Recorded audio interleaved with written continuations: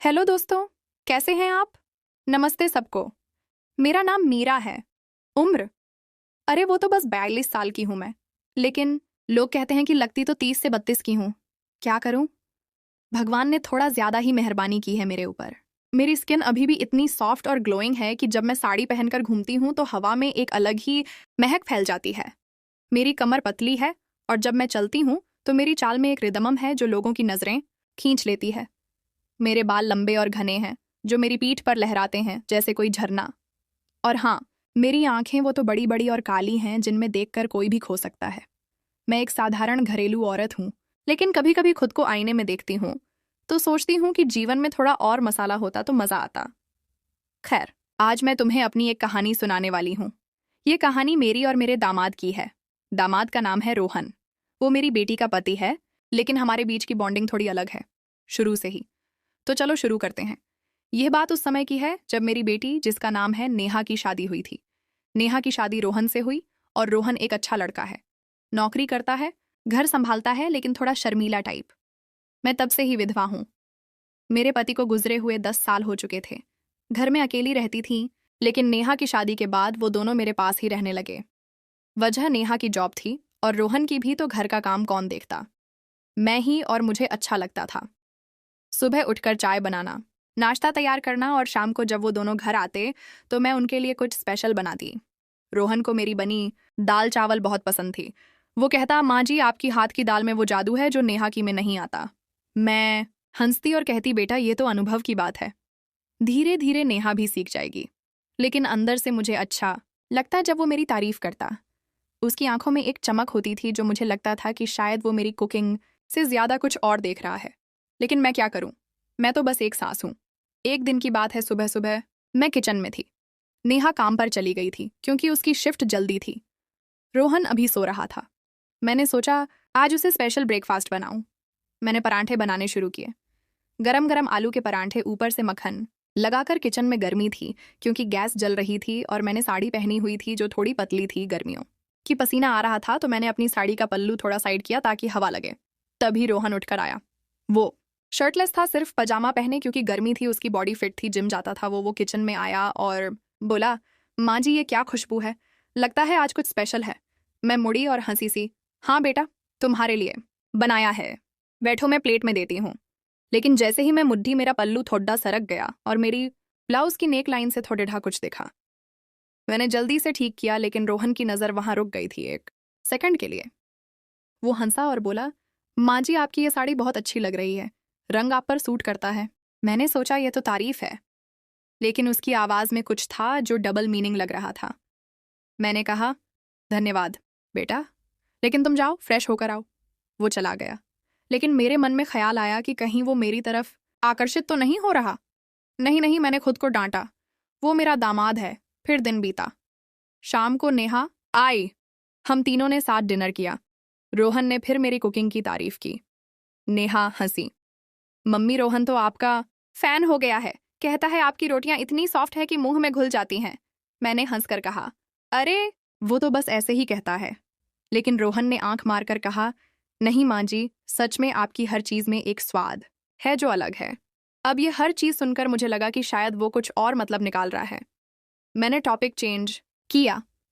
अच्छा कल क्या प्लान है तुम दोनों का? नेहा बोली, कल संडे है, हम घर पर ही रहेंगे। रोहन बोला, हाँ, और माँ जी अगर आप कहें तो मैं आपको मसाज दूं। मतलब आप पूरे दिन काम करती हैं, थक जाती होंगी। नेहा हंसी, अरे वाह, अच्छा आइडिया, मम्मी ले लो ना, रोहन की मसाज बहुत अच्छी है। मैंने सोचा मसाज दामाद से, लेकिन नेहा कह रही है, तो ठीक है। मैंने हामी भरी, ठीक है, अगर समय मिला तो। लेकिन अंदर से दिल धड़क रहा था, कहीं ये कुछ और तो नहीं। अगला दिन संडे था। सुबह हम सब लेट उठे। मैंने चाय बनाई और हम बालकनी में बैठे। बाहर का मौसम अच्छा था, हल्की ठंडी हवा। रोहन बोला, माँ जी चाय पीकर मसाज करवाओ ना। नेहा तुम तैयार करो कमरा। नेहा हंसी और बोली, हाँ मम्मी, लेट जाओ बेड पर, मैं ऑन ऑयल लाती हूँ। मैं थोड़ा हिचकिचाई, लेकिन गई। कमरे में मैं लेट गई। पेट के बल साड़ी पहनी थी, लेकिन ब्लाउज पीछे से ओपन टाइप था। रोहन आया, हाथों में ऑरियल। नेहा भी थी वहां। रोहन ने मेरी पीठ पर ओरल लगाया और धीरे धीरे दबाना शुरू किया। उसके हाथ मजबूत थे और दबाव सही था। मैंने कहा बेटा अच्छा लग रहा है। वो बोला माँ जी आपकी स्किन कितनी स्मूथ है। नेहा से भी बेहतर। नेहा हंसी। अरे जलन हो रही है मुझे। लेकिन रोहन के हाथ जब मेरी कमर की तरफ गए तो मुझे लगा जैसे कुछ दौड़ गया। वो धीरे धीरे दबा रहा था और कह रहा था यहाँ टेंशन है माँ जी, मैं अच्छे से खोल दूंगा। खोल दूंगा। सुनकर मेरे मन में अजीब ख्याल आया। मैंने नेहा की तरफ देखा। वो फोन में व्यस्त थी। मसाज 20 मिनट चली और खत्म होने पर मैं उठी। रोहन बोला कैसा लगा माँ जी? मैंने कहा बरा बहुत अच्छा थैंक यू। लेकिन उसकी आंखों में एक मुस्कान थी जो मुझे लगा कि वो कुछ और सोच रहा है। फिर दिन गुजरते गए। रोहन अब ज्यादा घर पर रहने लगा क्योंकि उसकी जॉब से छुट्टी थी। नेहा काम पर जाती और मैं और रोहन घर पर। हम बातें करते। एक दिन मैं लिविंग रूम में सोफे पर बैठी थी, किताब पढ़ रही थी। रोहन आया और मेरे पास बैठ गया। बोला माँ जी आप अकेले रहती थी पहले, बोर नहीं होती थी? मैंने कहा हाँ होती थी, लेकिन अब तुम दोनों हो तो अच्छा है। वो बोला मैं आपका साथ दूंगा हमेशा। नेहा तो व्यस्त रहती है लेकिन मैं हूं ना। उसने मेरा हाथ पकड़ा और कहा आपकी उंगलियां कितनी नरम हैं। मैंने हाथ खींचा नहीं, लेकिन सोचा कि ये क्या है। वो आगे बोला माँ जी कभी आपका मन नहीं करता कुछ नया ट्राई करने का, जैसे कोई हॉबी या कुछ और?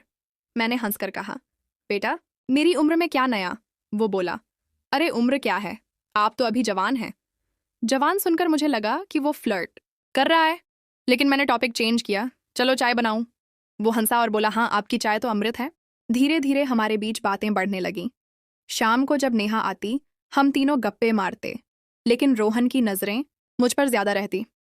एक शाम हम टीवी देख रहे थे। कोई मूवी चल रही थी जिसमें एक सास दामाद की फनी स्टोरी थी। रोहन बोला माँ जी अगर हमारी स्टोरी मूवी बनती तो कैसी होती? नेहा हंसी अरे रोमांटिक। रोहन बोला नहीं कुछ स्पेशल, माँ जी के साथ तो हर पल स्पेशल है। मैंने कहा बस करो तुम दोनों, लेकिन अंदर से सोच रही थी कि कहीं रोहन का मन मेरी तरफ तो नहीं। सस्पेंस बढ़ रहा था। मैं रात को सोचती कि अगर कुछ हुआ तो नेहा क्या कहेगी, लेकिन कुछ नहीं हुआ, बस बातें। फिर एक दिन रोहन ने कहा माँ जी मैं आपको एक सरप्राइज दूंगा। मैंने पूछा क्या? वो बोला कल बताऊंगा। अगले दिन वो घर आया हाथ में एक पैकेट लेकर। नेहा भी थी। पैकेट खोला तो उसमें एक साड़ी थी रेड कलर की सिल्की। बोला माँ जी ये आपके लिए पहनकर देखो। नेहा बोली हाँ मम्मी पहनो। मैं कमरे में गई, साड़ी पहनी। वो फिट थी, मेरी फिगर पर सूट कर रही थी। बाहर आई तो रोहन की आंखें चमक गईं।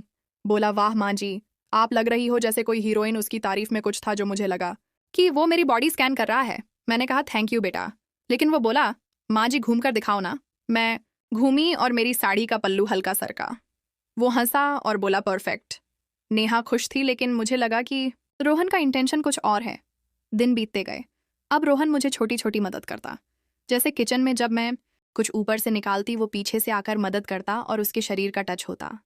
एक बार तो उसके हाथ मेरी कमर पर लग गए। वो बोला सॉरी माँ जी, लेकिन उसकी मुस्कान कह रही थी कि इंटेंशनल था। मैंने कुछ नहीं कहा, लेकिन मन में सवाल थे। क्या वो मुझे लुभा रहा है? क्या कुछ होने वाला है? नेहा को शक नहीं था। वो खुश थी कि रोहन मेरी केयर करता है। फिर एक रात की बात है। नेहा की तबीयत खराब थी। वो जल्दी सो गई। मैं और रोहन लिविंग रूम में बैठे बातें कर रहे थे। रात के 11 बज रहे थे। वो बोला माँ जी आपकी लाइफ में कभी कोई स्पेशल था शादी के बाद? मैंने कहा नहीं बेटा, पति के गुजरने के बाद अकेली ही। वो बोला तो अब मैं हूं ना, मैं आपका स्पेशल बन सकता हूं। स्पेशल सुनकर मेरे कान खड़े हो गए। क्या मतलब? वो आगे बोला मतलब आपका बेस्ट फ्रेंड। मैंने राहत की सांस ली, लेकिन उसकी आंखों में कुछ और था। वो करीब आया और बोला माँ जी अगर आप कहें तो मैं आपके लिए कुछ भी कर सकता हूँ। मैंने कहा बेटा बस ऐसे ही साथ दो। लेकिन वो बोला हाँ साथ तो देना ही है क्लोजली। क्लोजली में डबल मीनिंग था। मैं उठी और बोली अब सो जाओ, लेकिन रात भर सोचती रही कि कहीं यह रिश्ता गलत दिशा में तो नहीं जा रहा। ऐसे ही हफ्ते गुजर गए। रोहन की तारीफें, उसका टच, उसकी बातें, सब कुछ सस्पेंस क्रिएट कर रहा था। मुझे लगता था कि कभी भी कुछ हो सकता है, लेकिन मैं रोकती थी खुद को। नेहा खुश थी, घर में हंसी जाग था। एक दिन रोहन ने कहा माँ जी चलो हम दोनों मिलकर एक गेम खेलें। मैंने कहा कौन सा? वो बोला ट्रूथ और डेयर। नेहा नहीं है तो बस हम दो। मैं हिचकिचाई लेकिन खेली। ट्रुथ में उसने पूछा, माँ जी आपकी कोई सीक्रेट विश? मैंने कहा बस बस खुश रहना। फिर उसकी बारी। देयर मैंने कहा, मुझे हक दो। वो उठा और मुझे टाइट हक किया। उसका शरीर मेरे खिलाफ दबा और मैंने महसूस किया उसकी गर्मी। वो बोला, माँ जी आपकी बॉडी इतनी वार्म है। मैं अलग हुई लेकिन दिल तेज धड़क रहा था। क्या यह मोमेंट है? लेकिन खेल खत्म हुआ, कुछ नहीं हुआ। फिर धीरे धीरे बातें और गहरी होने लगी। रोहन मुझे अपनी पर्सनल बातें बताता, जैसे उसकी नेहा के साथ इंटीमेसी। वो बोला, माँ जी नेहा थोड़ी शर्मीली है लेकिन आप तो एक्सपीरियंस्ड हैं, कोई टिप? मैंने कहा बेटा ये बातें नेहा से करो। लेकिन वो बोला, आपसे शेयर करने में क्या हर्ज? आप मेरी सास नहीं फ्रेंड हो। मैंने कुछ टिप्स दिए लेकिन सोच रही थी कि वो मुझे टेस्ट कर रहा है। लेकिन अब कहानी का ट्विस्ट आता है। एक दिन नेहा ने मुझे बुलाया और बोली, मम्मी रोहन आपको बहुत मानता है। वो कह रहा था कि आप उसके लिए माँ जैसी हो, लेकिन वो आपको खुश देखना चाहता है। मैंने पूछा क्या मतलब? नेहा बोली, असल में रोहन का एक फ्रेंड है अंकल टाइप विधुर। रोहन सोच रहा है कि आपकी उनसे शादी करवा दे। वो आपकी तारीफ करता था इसलिए कि वो देख रहा था कि आप अकेली हैं और वो आपको सेटअप करना चाहता था। उसकी सारी बातें, तारीफें सब उस अंकल को इम्प्रेस करने के लिए थीं। वो आपको बताना चाहता था लेकिन शर्माता था। मैं स्तब्ध।